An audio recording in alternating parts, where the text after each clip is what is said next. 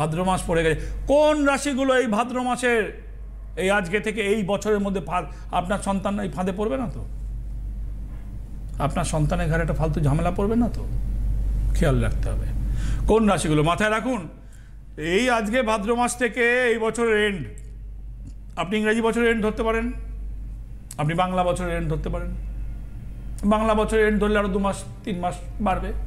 ইংরেজি বছর ধরলে এখান থেকে 4 মাসের মধ্যে তো আজকে 18 দিন খেয়ে গেছে। 4 মাসের মধ্যে 120 দিন থেকে 18 দিন খেয়ে গেছে, মোটামুটি 120 দিন না 31 2-1 মাস। তো যাই হোক, তো সেখানে মকর রাশি, কুম্ভ রাশি, মীন রাশি বিশেষ সাবধানতার প্রয়োজন।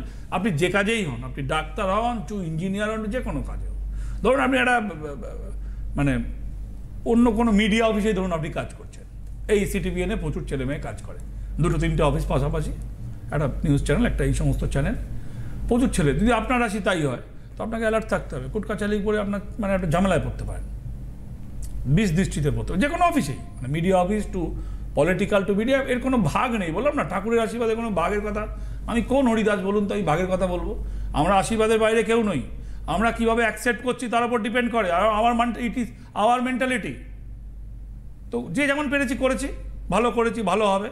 আর আমি না খুব ভালো করে করেছি, হচ্ছে না বলছেন তো, কেউ আসেনি, ওয়েট করতে হবে, ওয়েট করতে হবে। ভগবানের ঘরেও লাইন আছে, আপনার সময়, ওই সময় আসা, কিউ আসা, লাইন আছে, হোয়াট এভার, মানতে হবে। আচ্ছা, কি বললাম?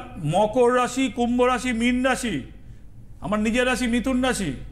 আপনারা জানেন পুনর্বসু নক্ষত্রের জাতক আমি, আপনারা জানেন, লুকায়িত কিছু নয় আমার কাছে, লুকানোর মতন কিছু নেই, চাপানোর মতন কিছু নেই। আর আপনাকে কিছু একটা বলে নাড়িয়ে দিয়ে আপনি আমার কাছে আসবেন, ওরকম কোনো প্রশ্নই নেই। ওই বসে রয়েছে চুপচাপ।